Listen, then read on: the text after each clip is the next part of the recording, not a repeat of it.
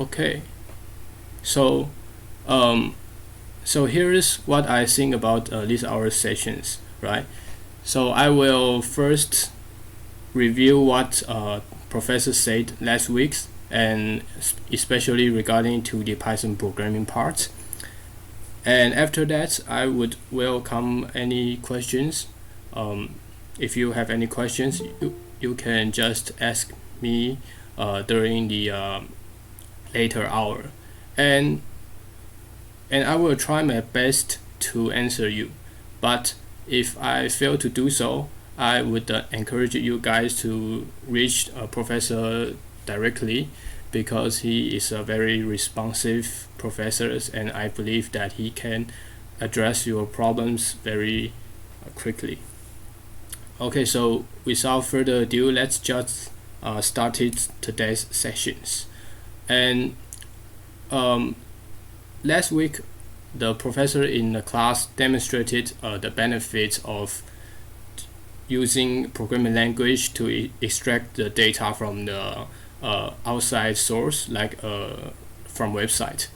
And he did that by demonstrating how to get data on Yahoo Finance website using Excel first.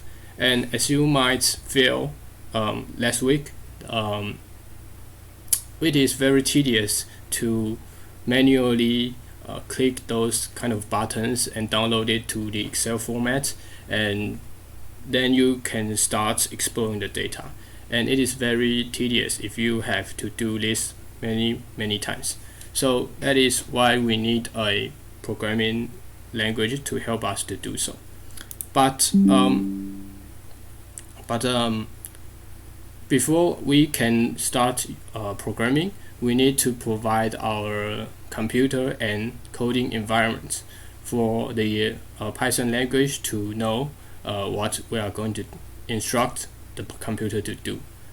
So, and there's a lot of coding environments for you to choose. And today we are going to choose a environment from a very famous software called Anaconda. And Anaconda is like a mix of an environment, and you can choose whatever you want by just installing Anaconda. And so to install Anaconda, it is relatively easy. You just go to Google search, and then you search for Anaconda, and the first website is what we need. So after we click on the website,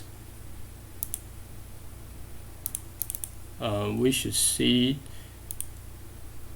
the website here, and you just scroll to the very bottom of the website and just choose whatever options that suits your computers. And in my perspective, I'm using a Windows and 64-bit. So you just click on that, and you can just you can see that it starts downloading now. And so since I have already installed it, I'm not going to wait for it now. But after you download the setup things, you just follow the instructions, and then you can successfully install it. And after you install it, you can just go to the search bar, and you can just type in Anaconda Navigator. Okay, so like this green one is what we need. Okay, so whatever you know. Oh, wait me a second. Okay, so after you install the Anaconda, you can just open the Anaconda Navigator here, and as you can see, all of this is a coding environment. And for example, today we are going to use JupyterLab, but at the same time, actually the Jupyter Notebook is another very good coding environment. And actually the coding environment has a very professional name. It is called an IDE, which stands for Integrated Developing Environments. So JupyterLab is an IDE, and Jupyter Notebook is another IDE. And some other famous IDE include this VS Code. This is maintained by the Microsoft corporations, and this Spider is actually another very good IDE, and it is very similar to the RStudio. So if some of you have some knowledge about R programming, then you will see this Spider very familiar. But today we are going to use JupyterLab instead. So we just click on this launch, and then it will open it in your web browser.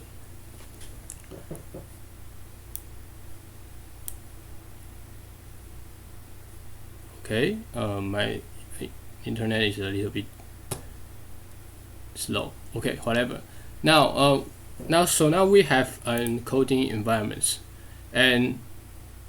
but you can just click on the top left of this file here, and then you can see it. There are all the files you have on your directory, and so Professor has uploaded a files on the EEL Hub website, and I believe that everyone have it. And you can just put the files on the directory you would like, and just open it. So to open it, you just double click the files, and then it will pop out on the right hand side here. So, but I'm just going to create a blank one just to for the demonstrate purpose. And you can just open the this one, investment tutorial file here, and you can just follow with me. And the first thing you notice is that this file is actually called, its extension name is called IPYNB, and this stands for IPython Notebook. So this is a very special format of a file, and it is specially designed for IDE like JupyterLab or Jupyter Notebook. And as the time goes on, you would gradually find out why it means notebook, because it is actually a notebook. You can store your codes and your notes pretty much everywhere and in any kind of format. So it is one of the very big features of JupyterLab or Jupyter Notebook. Okay, so now we have the coding environments for us to grab the data, and the first things we need to do is to install some packages. Okay, so the package we are going to install today is called Yahoo Finance. And to install the Yahoo Finance packages in JupyterLab, you just type in this word, so a exclamation mark and then pip install Y Finance, and you execute the cells, and then it will start downloading the package for you. And so I'm not sure how many of you have some prior experience on using the Jupyter Notebook, but if you are completely new to this IDE, it is still fine. But to execute the cells, you need to press your enters and your shift to execute the code.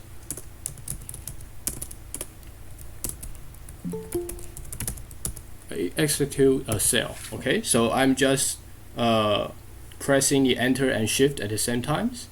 So now you will see the cell start running, and it is installing the Y Finance package here. And as you can see here, since I have already downloaded it, and it will show that the requirement has already been satisfied. But if you haven't downloaded it, then it should show some successfully downloaded message or something. And now we have the Y Finance packages. And if you have trouble installing these kind of packages, you can ask me after our tutorial ends. Okay, great. Now we have installed Y-Finance. We have these packages, but in order for us, or should we say, in order for the Python languages to recognize this package, we need to first import them. So we just type in import Y-Finance SYF. Okay, so this is the package number 1 we need. And in this course, we also need another packages named pandas. And we execute it. Okay, so now we have these 2 packages. And so from here you can see that there are some syntax here, like this import and this as. They are in green colors, and it is different from other regular texts you type. And so for this, it is features of IDE. That is, they will show you like this import is within the Python grammar. Okay, so you need to have the correct way to write in the code so that Python knows what you are talking about. So for example, you can type like imports pandas spd. It will tell you that this is an invalid syntax. So please be aware that you need to follow the rules of Python. And so once we have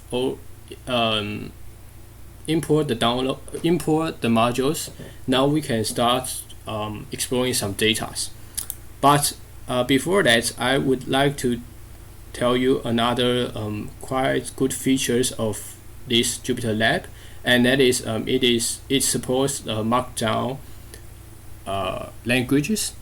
And as you can see on here, I have taken some notes, right? I use this sign here, and then after this sign, Python will recognize whatever behind it as a note you write to yourself. So Python will not take these lines of code into considerations. It will just ignore it because he knows this is your own note. And so I can add whatever position I want for this note. For example, I want to add a note here, and I would say this is not the correct syntax, and this will be recognized as a note. But as you can see, it is a kind of mess here because everything is just not in organized way. And so if you take notes yourself, you probably want to have a very structured way of taking a note. And so there is something called a Markdown syntax. So we add a cell here, and a Markdown syntax, how to activate it. You need to scroll to the here, and then you press this button.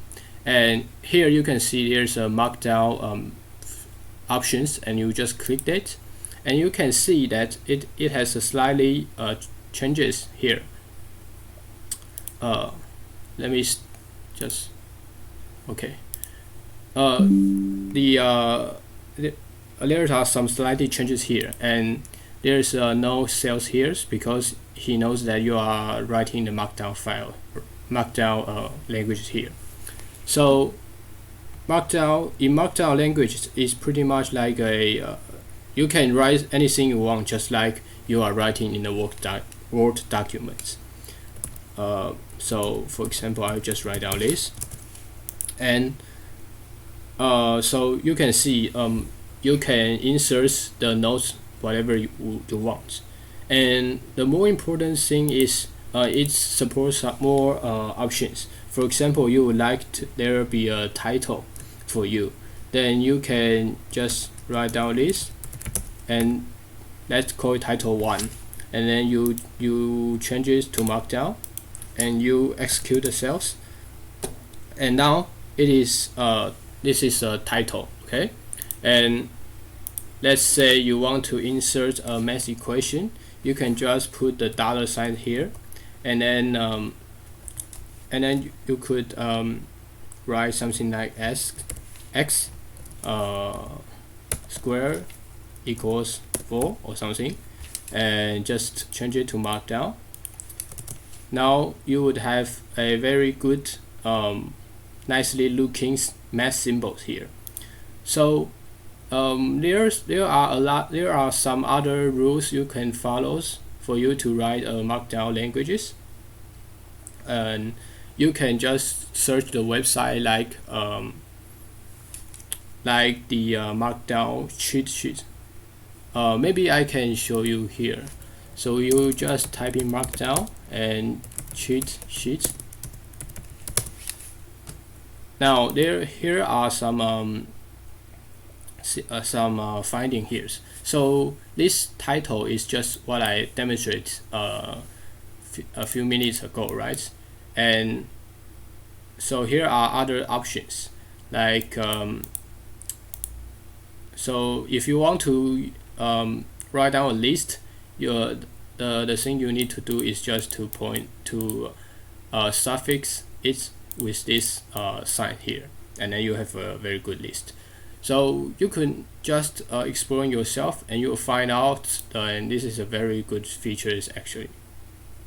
Okay, so now we have talked about the markdown, and we should go back to our coding part. Okay, so and we have already import our packages. Now we can start using the Yahoo Finance packages. And so our goal today is to find data on Yahoo Finance. Okay, so but we need to pass something to this module, right? Because if the computer doesn't know what kind of equity or what kind of stock you want, then he don't know where to find it. And furthermore, if you don't tell them the starting date or the end date, the span you want for the data, then it will probably doesn't know. He would think that you need all the data, and it would be very inefficient, right? So we want to just give the computer some instructions, give them some parameters to tell them what kind of data we need. So in the professor's notes, he wants to find the data of Tesla and General Motors. So these are two different stock, right? So in Python we can store the data into a list, and a list is a very simple data structures that you can store information in it, and you can take the information out with very easy. So to create a list, you simply just use this bracket here, and here I'm going to fill this list with two string here. One is TSLA and the other one is General Motors, and these two are just the ticker of these two stocks on the stock exchange in US. Okay, and I would like to name this I will call it ticker list. Okay, so I store this list, which contains Tesla and General Motors, into this variable called ticker list. Okay, now I want to give the Python the start dates of the of what I want. So let's just let the starting date be the January 2021, and the end date to be let's just grab the data until yesterday. So I execute it. Now we have these three variables. Okay, so we can take a look of this ticker list, and it will just return the thing we define here. And now we can put these three parameters into the Yahoo Finance modules, right? But Yahoo Finance module is actually you can think of like a module is a thing that written by very intelligent coders, and they write very useful methods for you that you can get your data with very little bit of code. And today we are going to use the YF modules. It's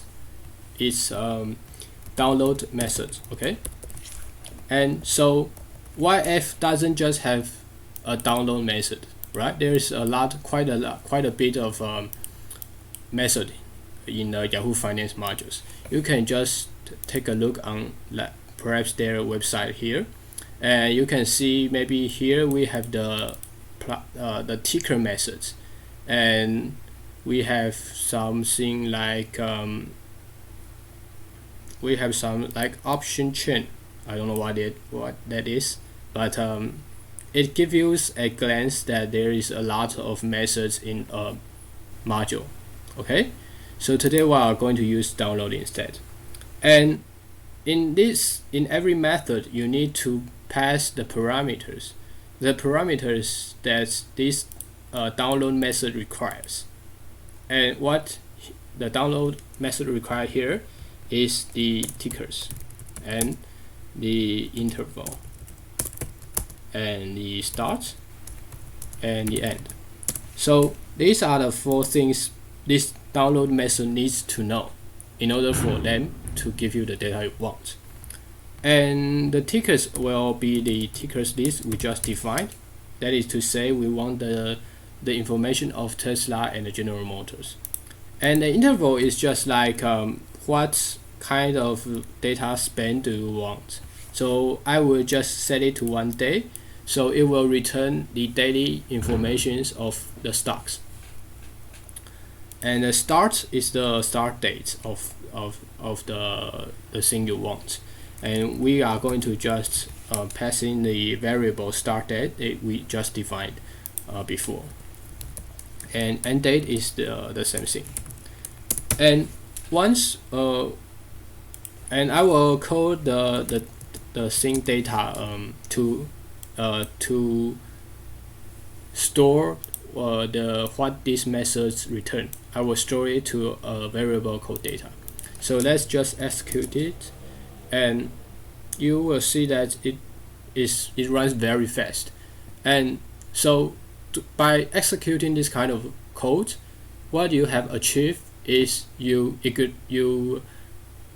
don't need to manually click those buttons on the Yahoo Finance website anymore. You can just write a bit of code here and then execute it.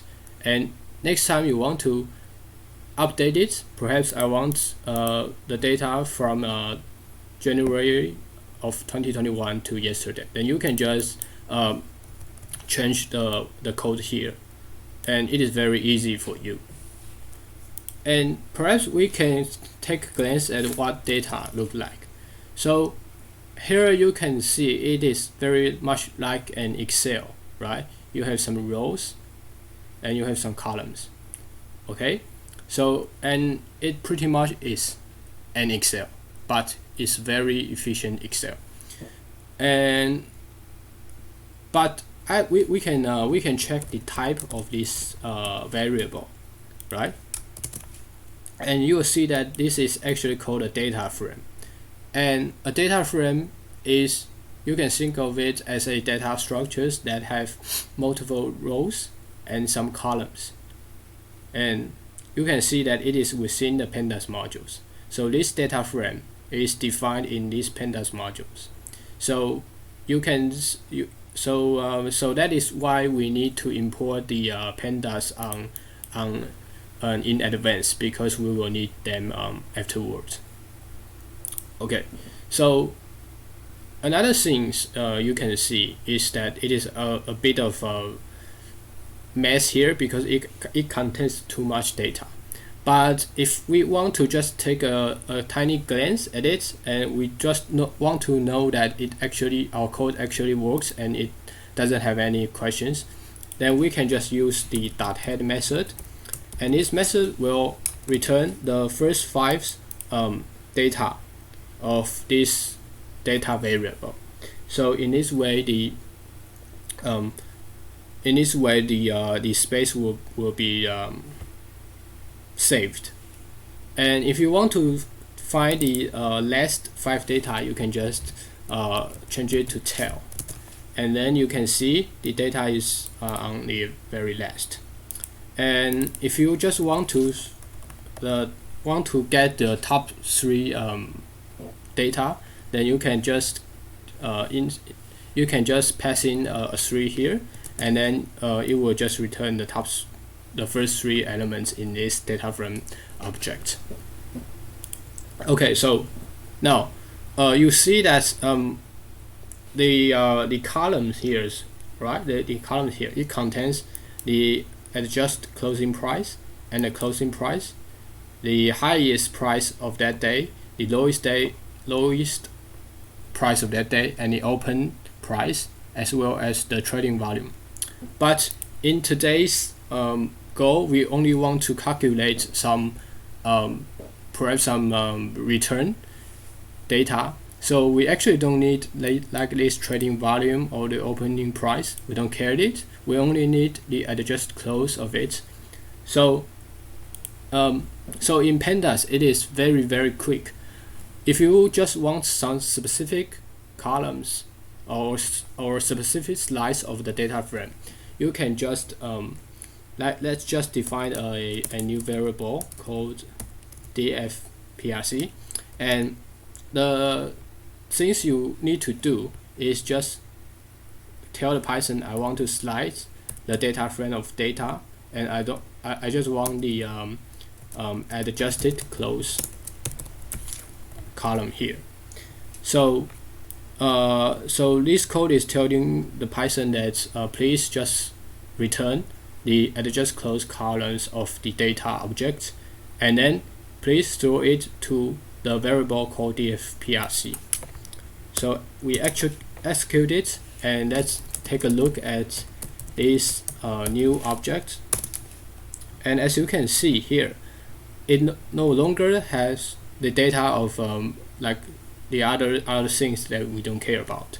So that is very great. Okay, so now I want to calculate the return of the General Motors and Tesla, right? Because these are meaningless because it's just the stock price. But we can do this by giving the Python another method here, and that is the PCT change method.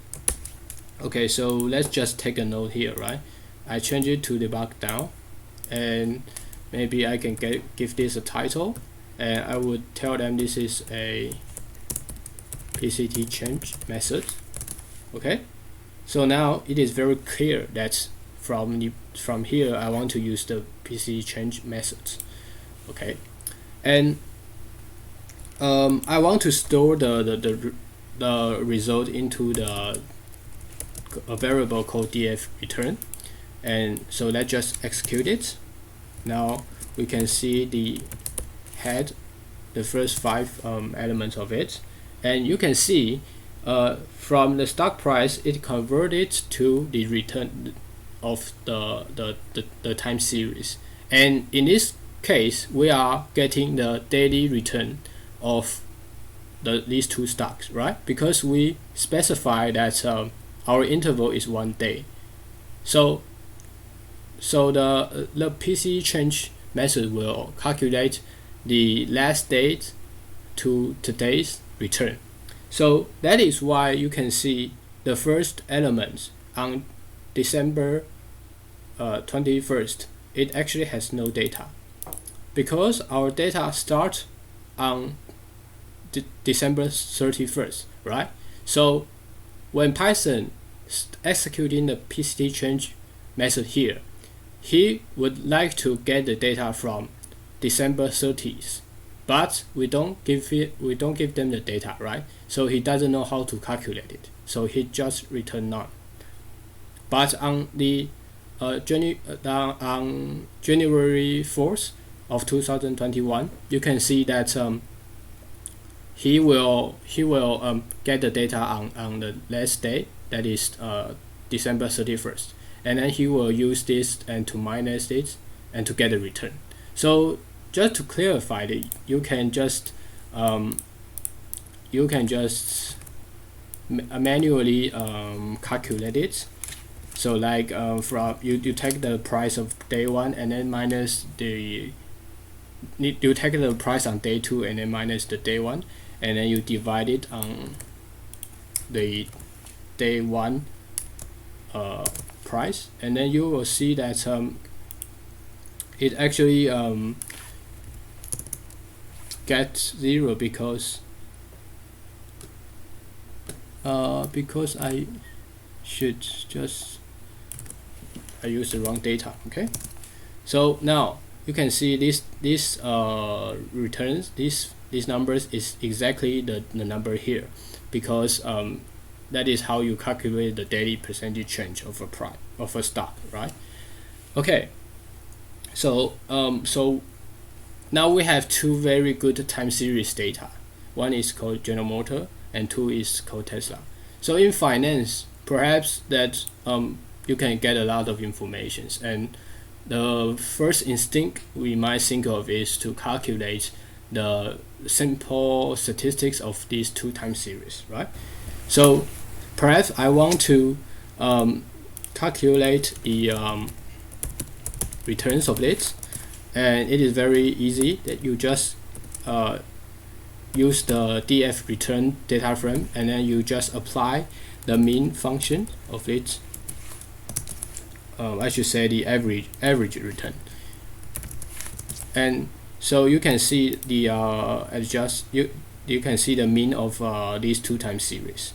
And next, perhaps we can calculate the variance, the deviations. Okay, and to calculate deviation is actually very simple.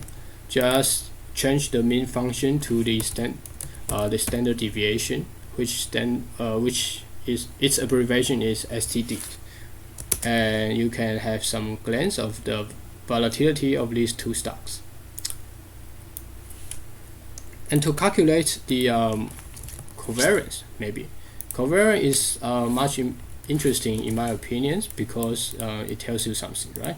So we just use the CORR functions, CORR method here, and execute it, and you can see it returns a 2x2 matrix, because we are comparing two time series data, right? So the correlations between the General Motors and the General Motors is absolutely 1, right? Because they are pretty much the same thing. And you can see that the Tesla and the General Motors stock price correlation is only 0.26, and I think it is very logic, because these two companies are quite different, right? The Tesla devoted themselves to innovations and to electric car, those kind of things. So, and General Motors is more of like a traditional car manufacturer. So you can expect that these two stocks' performance will vary a lot, and thus their correlation might not be so strong here. Okay, so last things we can calculate is its covariance, right?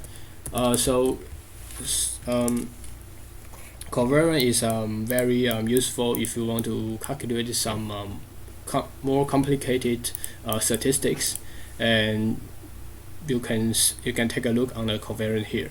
But I generally think that correlation is the more interesting things, because it gives you a very instinct interpretations of these two stocks.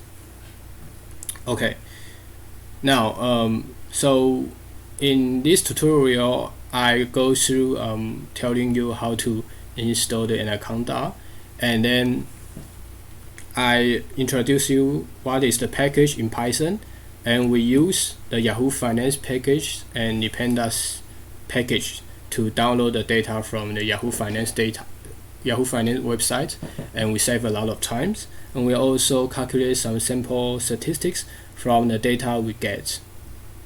And so this is pretty much what Professor said last week.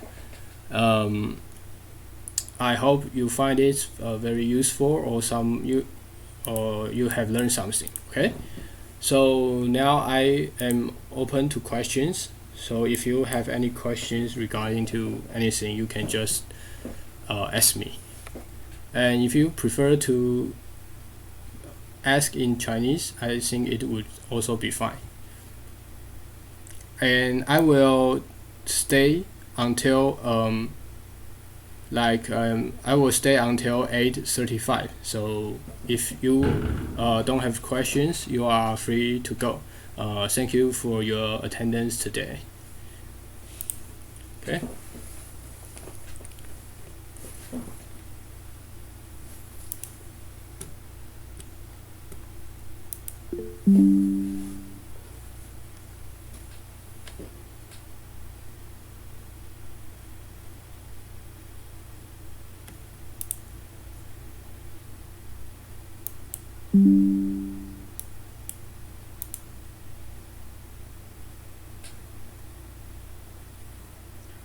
Hello? Sorry, could you hear me?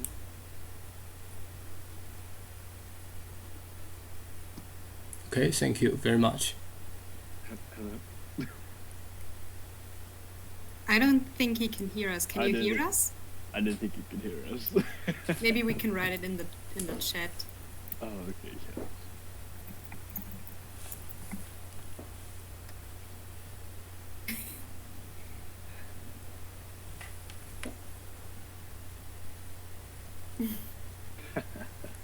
Oh, Edward, I can't hear you. Do you open your mic or?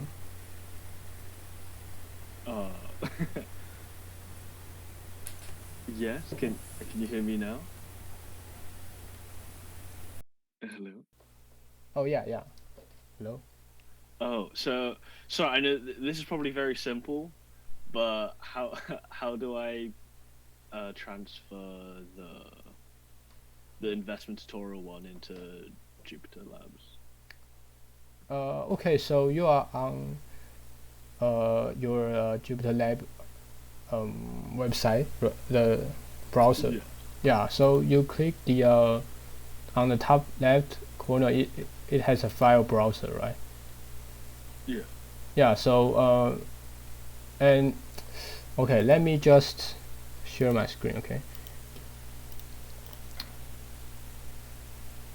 And so on the top right, you can see the file name here. So in my case, my file is disk D, and so I need to store my data, my files in this D directory, and then I can access it in JupyterLab.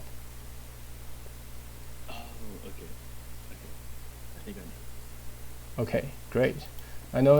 Thank you very much. Yeah, it is a little bit tricky if you the directory things. Yeah. Yeah, I've never used one of these websites before. Yeah, it's no problem. It's no problem. Okay, thank you very much. I also have like a very basic question. I was trying to download the data, but it always said that there is a syntax error, and I was just wondering, is it important, like the spaces between like the equal signs or something, because I couldn't figure out where the problem was, so I just copied the code from the tutorial. Okay, can you share your screen and just point out where the error is? Maybe we can take a look. I just I copied in the other one and it worked, but I can try to put it in again how I did it. Just a moment.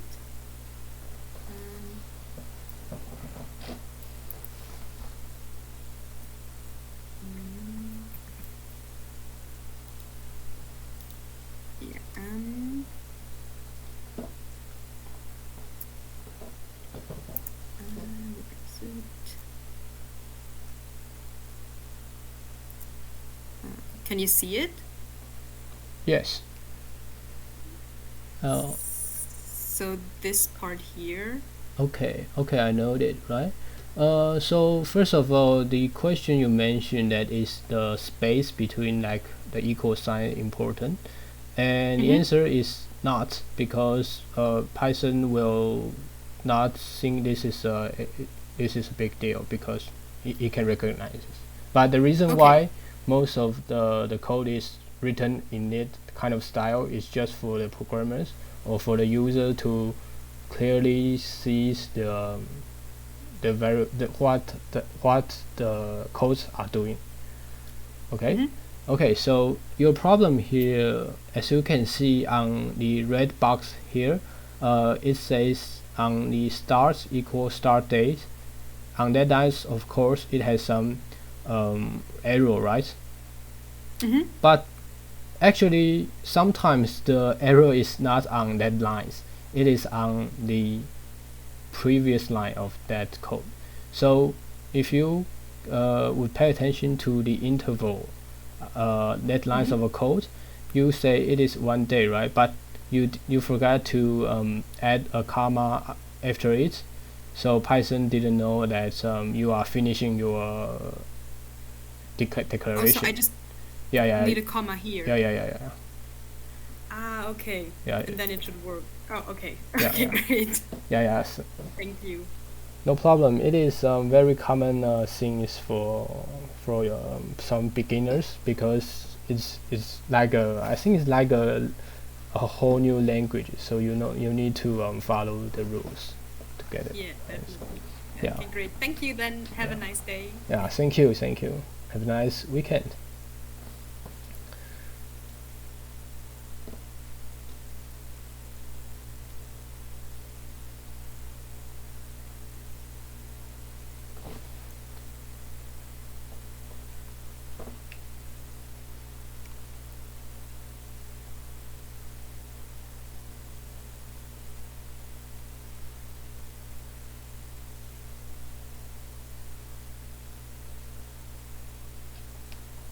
冰华有什么问题吗？